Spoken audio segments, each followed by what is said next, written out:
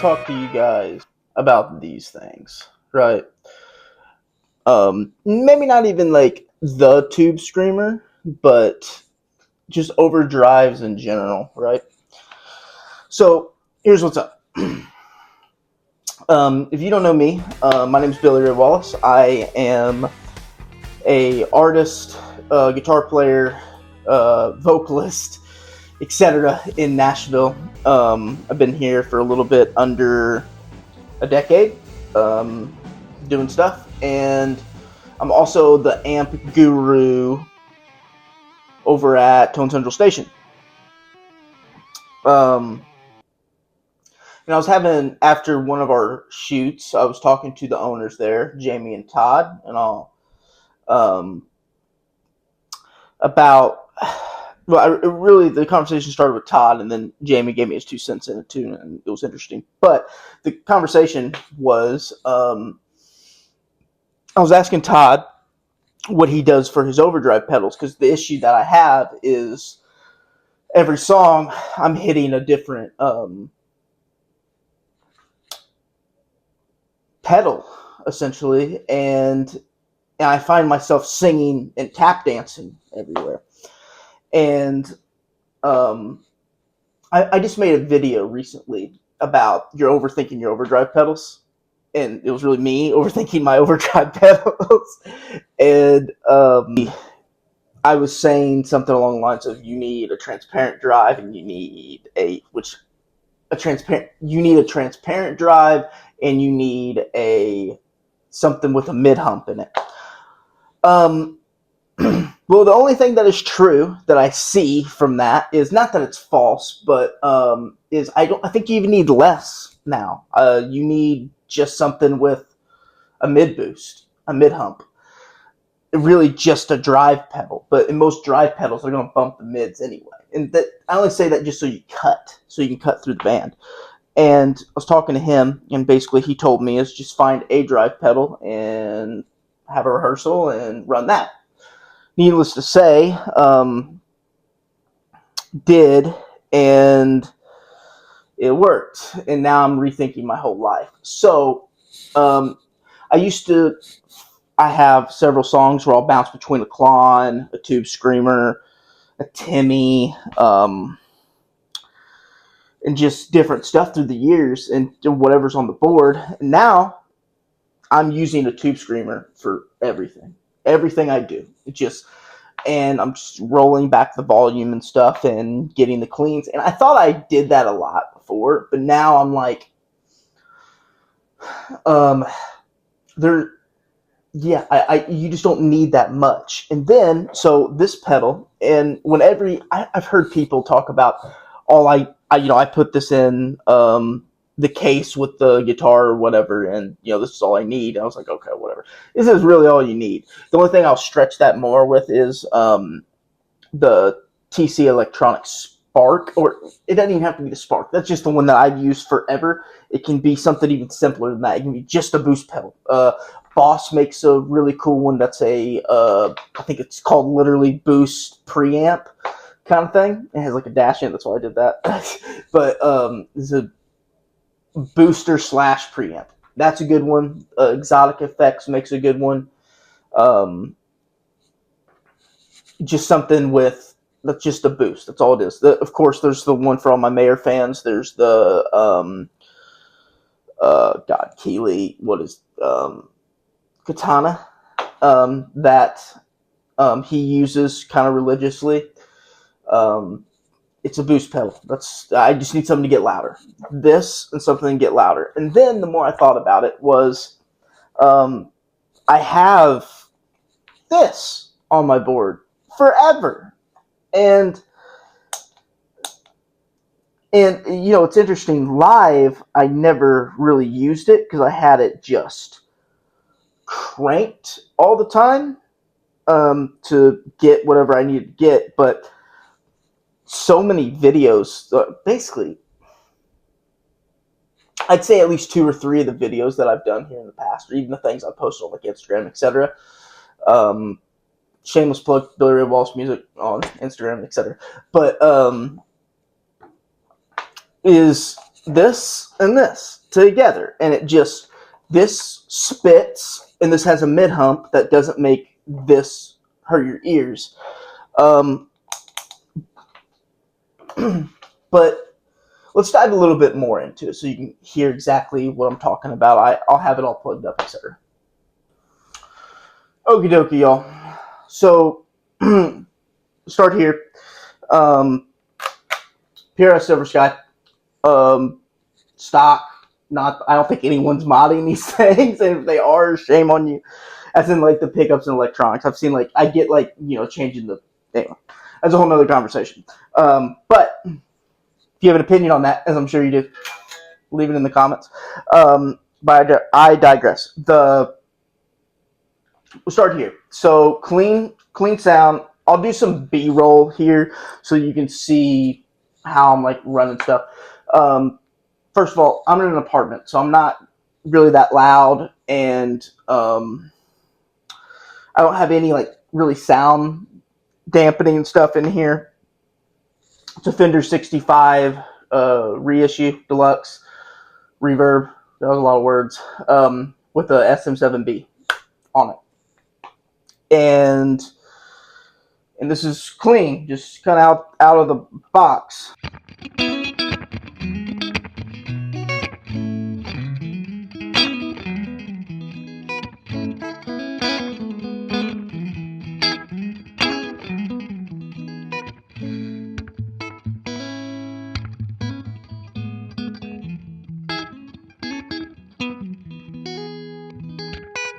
Now, here in my bedroom, when I'm doing here in my studio, whenever I'm doing this, I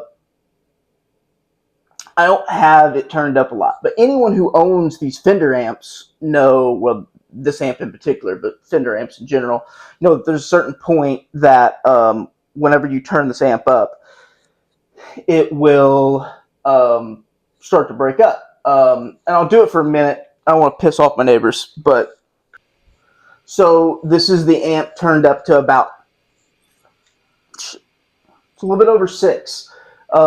It's about where I'm using it live, maybe a little bit under, depending on the venue. But 5 to 6, it's like breaking up. So here's just an E chord. It's breaking up, and it's rattling the walls in here. But let me turn that back. But whenever you have an amp that's already going, and then you hit an overdrive on it, it gets mean. So keep that in consideration. What you're about to hear is the amp on like 3, and it's already kind of moving. This is now a Tube Screamer. I got the knob set at the gain all the way. The tone is in the middle, and the level is about in the middle. If I'm gigging, I'll probably dial back the drive a little bit, but I'm just trying to get as much as I can with this low of a volume. But same chord, same E. That's a lot to work with there too, especially now. I'm going to take that down to about 8. Now if I lighten up with my finger touch and my pick touch, whatever I'm deciding to use, it becomes very usable as a rhythm tone.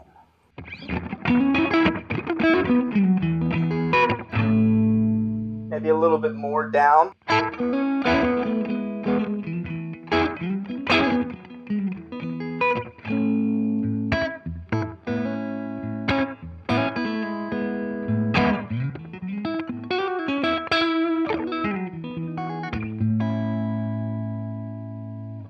Up for a lead.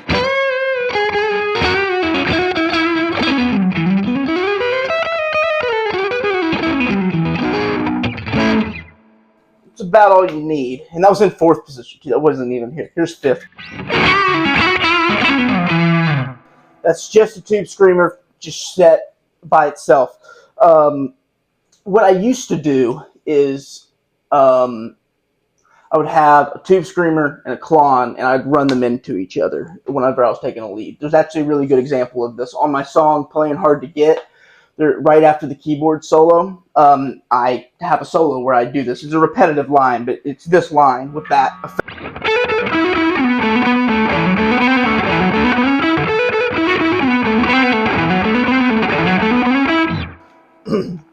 Might have played it a little too fast there, but it's that lick. And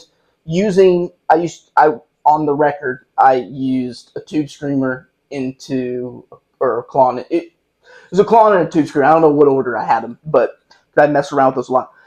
But live, I can get away with just a tube screamer and the TC Electronic Spark. It's a boost. Any boost pedal will do it. I'm not married to this one.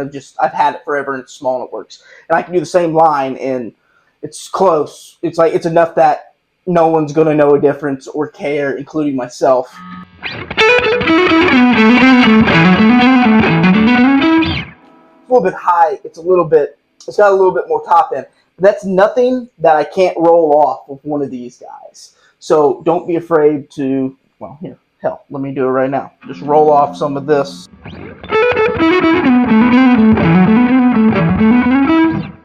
real close. So, and that's all I need. It's just a drive and to be able to roll it down. And that was kind of the extent of the conversation I had with Todd and Jamie as I'm shooting this video. It was yesterday. But I didn't even... And that would the clon into the tube screamer was like the majority of my lead sounds, like when I'm ripping, right? But now I'm thinking, and what you heard in the intro was halfway through it, you heard me hit the fuzz face, and now, what the fuzz face does that a clon can't do, or a tube screamer or any overdrive can do, is it makes the sound kind of do this. I don't know, I might pick that up, but kind of muffle it, but not really. So when you're ripping, it's not necessarily supposed to be the cleanest kind of thing anyway. It has its nights where it's great and you can do that, but if you're not on your game and it's really honest, it's a lot. But so anyway, this fuzz face, you hit this and then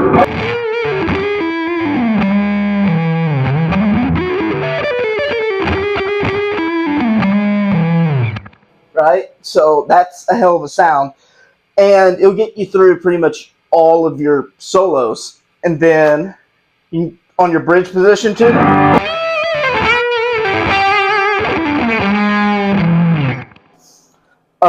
and then the other thing with doing this combination that's really cool that nobody ever talks about is if you have to roll down your volume, you can get it, like, not entirely clean, but you can get it back into a rhythmic thing. And it kind of even gives you a lot of upper harmonic content that you wouldn't have regardless. So if I take that exact same sound and I roll it back to like 5 or 6, that's so usable. I turn it back up, back down. That's such especially when you're live. And like me, I'm fronting a band when I'm doing my solo stuff. And it's really important then. It's really not that important when I'm playing in my buddy's band because I have the time and I'm not having to really worry about singing in his stuff. But in mine, you're tap dancing and you're trying to sing at the same time. It's terrible. So being able just to feel and roll down your volume is amazing.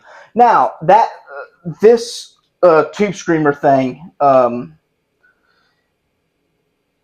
the way up, it really only works like that with the blues thing with a Strat. So you got, this thing. Let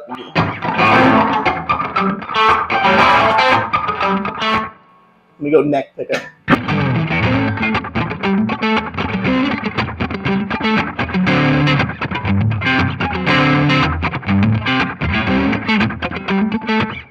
So it does that, but what it also does is, I'm going to grab a telly here, but it gets you really, really close to humbucker territory, right? So let's try that out. Now, anyone who saw my last video, well, not my last video, one of my earlier videos, heard me talk about this guy, which is my 2013 Fender Deluxe Ash Telly that I got off of one of my buddies, dear friend of mine, and he sold it to me for more than he gave me one hell of a deal. Let's just say that. And I'm forever gracious to him for that. But when you're using a telly, and like I keep talking about my buddy's project because I love playing guitar in his band, but I can get away with his whole set on this. Matter of fact, I did. The last show I played with him, I only played this. I had a I don't know if you can see it. There's a white Strat right there that I brought as like a backup, but I never used it. It was really only just in case I broke a string. I think these are even still the same strings that I used like a month ago whenever we played it. So they need to get changed. It's rather gross, is what I'm trying to say. But bridge pickup, telly.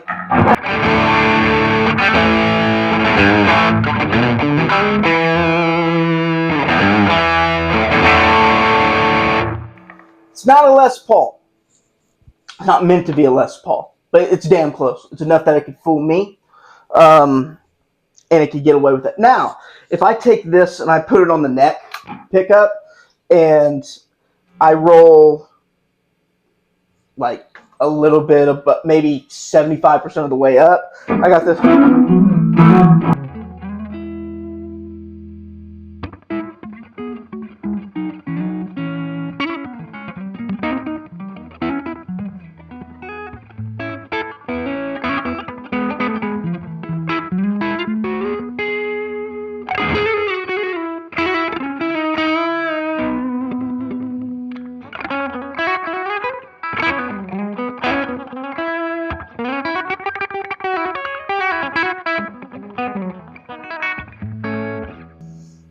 So it gets you into that. And then if I hit a fuzz face on top of that, we're just all hell breaks loose.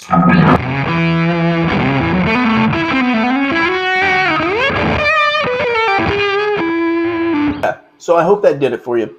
I hope you understand and even try it yourself. Take your favorite overdrive out of all your overdrives and put that on the board and only use that. I recommend something with a mid, like a Tube Screamer, a Klon, something that is not transparent. I know that's kind of been a buzzword lately, but something that changes the sound of your amp and can cut. That way, when you hit it, you can use it as a boost itself, and you can, But if you haven't messed around with this combination, Stevie Ray had this combination at some point. Probably the majority of his playing life. Obviously Tube Screamers in general weren't out when Jimmy was doing his thing, but I'd like to believe that he would have eventually found this, or it would have eventually found him. Either way, but I urge you to try those things and see what works for you. And of course, I'm not saying, throw away all your pedals and stuff like that, because I'm not going to. I just bought a DS1 from Tone Central Station yesterday, and I'm not even going to use it. It's just going to go over here and just sit, and until I need it, which will probably never be live, but it will be. That's the cool thing about pedals. Even if you don't use them live, you can still record with them in your own home, kind of thing. You're painting, as Todd said to me yesterday. But mess around with stuff. And then the other thing, too, is I think it's important to simplify it as much as possible, especially if you're singing. It can be real difficult to do all of them at once. If you like this kind of content, please subscribe and to stay up to date with me. If you have any pedal secrets that you are aware of, or something that I'm not that I'm not considering, please leave it in the comments. And I'll see y'all soon. Appreciate all of you.